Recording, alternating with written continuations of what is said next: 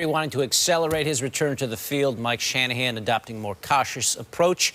Our NFL analyst, Mark Schlereth, here with us. 11-on-11 drills just about to get going with the Redskins. And for the first time in camp, Robert Griffin III is finally going to get to take part. What exactly will he be doing today, and how close is it to approximating NFL football? Well, you can never simulate the speed of a game just in practice. But one of the things Mike Shanahan really believes in is really fast, up-tempo practices so that you get as close as you possibly can to game speed. They're going to run the 11-on-11 stuff, so you're going to have a defensive line rushing you as a passer. Can he be hit? You're going to have to throw. No, you cannot be hit. No. See that yellow jersey?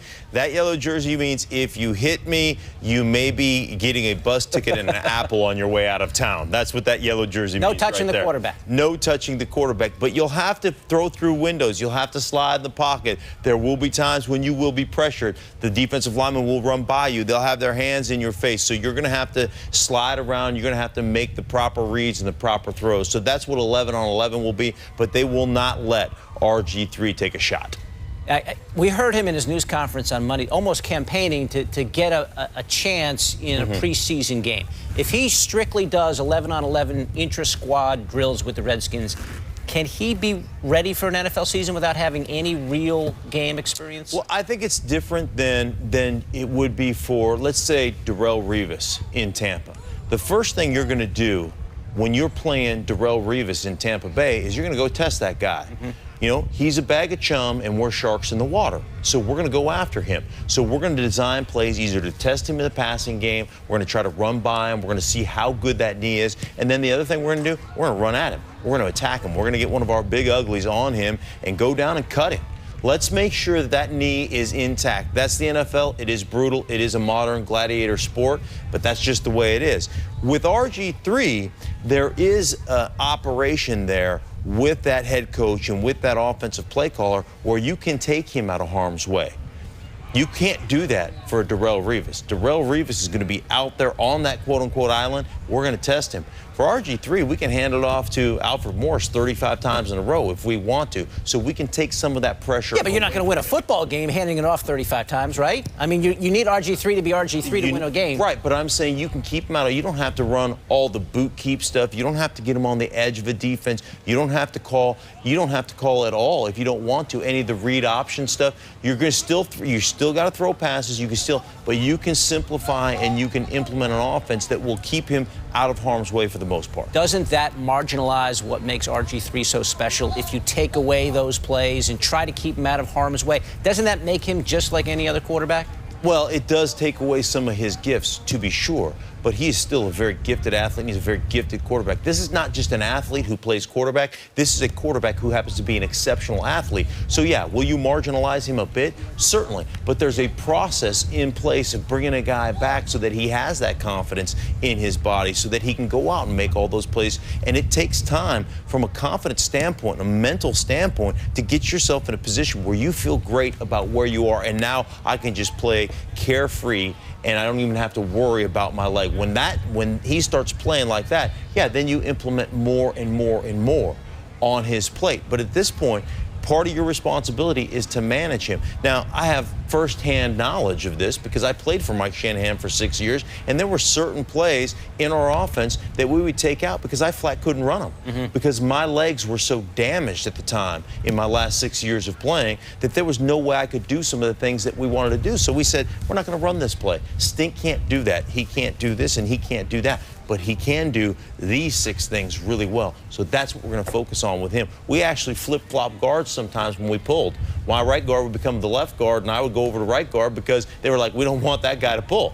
Now, you know, that's a tendency that I'm picking up on. Right, that's a tendency. So we didn't do it very often, you know, but it was something that we did on occasion. So you have to understand where a player is health-wise and how you're going to get him to the point where he is an effective player throughout the duration of his career and obviously through his rehabilitation. We're basically just watching Robert Griffin III here getting ready to do some 11-on-11, something he's been hoping to do all through camp. He's been relegated really to 7-on-7 drills. What's the biggest difference between a 7-on-7 and an 11-on-11, just besides the amount of players out there on the field? Well, you don't have an offensive line in front of you. You don't have a defensive line rushing the quarterback. You have 4 defensive backs and 3 linebackers, and you're throwing essentially, not on air, but you're throwing routes on those guys, whether they're playing zone or whether they're playing some form of man or whatever it is they're playing, but there's nobody coming after you, and there's nobody that you have to see through. So that's the difference right there between 11-on-11 and 7-on-7 drills. And here we go, the whistle blows, and you know what we're getting ready for right now? What's about to happen here, Stink? Team! And we're going to go, this is going to be snot bubbling right here, man. This is where it all gets done right here, the most important part of practice, when you come together as an 11-on-11 group and you start thumping on each other. And I think that's about what we're ready, let's hope that's about what we're ready to see. That was the information we were given, but kind of anticlimactic. A little premature there, Stink.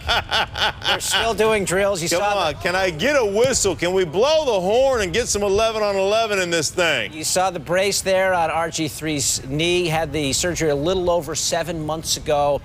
Really amazing how quickly guys come back now from major knee surgery. What does Mike Shanahan need to see today or hope to see out of RG3? Well, really for RG3 and for Mike Shanahan, this is really just about how your knee responds to something new. You have to understand that there's an element of adrenaline that's going to flow here. It's your first opportunity to wear, you know, it's real live football drill, you know, as opposed to 7-on-7, which is fake football. It's a real live football drill. So there's going to be some adrenaline there. There's going to be some manipulation of the pocket. There may be some sudden movement that you have to all of a sudden, bam, do that you haven't done before with bodies around you. You know, there's this kinesthetic awareness of all the people that are around you that has to be developed and the only way you can develop that is by playing. It's one of the reasons that I really believe there's so many more ACL injuries in the league this year, or at least it appears that way, because you're not allowed to practice real-life football in the offseason anymore. So this is real-life football. There will be adrenaline flowing here, and then we'll see exactly, as far as RG3, if he has any setbacks, if his knee responds okay to these drills. That's really what they're most concerned about. How does he respond? How does he come back? How does he feel in the afternoon? How does he feel tomorrow morning? That's what they're really monitoring here. But, you know, there's always going to be a little bit of rust. The game moves a little bit faster in these drills. And your vision, there's that horn I was talking about. This better be the horn. That's the horn, man. Come on now. Let's get together with a little 11-on-11. RG3 said on Monday the thing he was most looking forward to is running out to the field and looking at the guys in the huddle, and they notice, okay, our guy is back. That's where his frustration is, to be sure. His frustration with Mike Shanahan and everybody else is when you're injured, and let's just be honest, I made a career of being injured. I mean, that was my whole career, was being injured. So when you are injured, you feel like somewhat of a pariah. That's your team. You're the leader of that team. You want to be in charge of that team. You want to be in the huddle calling those plays. You want to be looking those guys in the eyes, and you can't do that. So you feel like your time is slipping away. Your reps are being taken from you. And you're not worried so much about Kirk Cousins taking your job from you, but in a way, you are. He's taking my reps, man. He's leading my guys. He's leading my football team. So I think that's one of the things that really bothers you as a football player, and you want to get out there and be with your team. We've been watching RG3 basically just doing drills at this point. We're waiting for 11-on-11, and the reason this is important is because it's the first time that RG3 will actually take part in a full squad team practice activity since the ACL surgery last January after the playoff loss in D.C. So Mark Schlereth joining us today on SportsCenter. We'll have more with Stink coming up a little bit later, and we'll try to follow the RG3 story as well, see what he looks like in 11-on-11.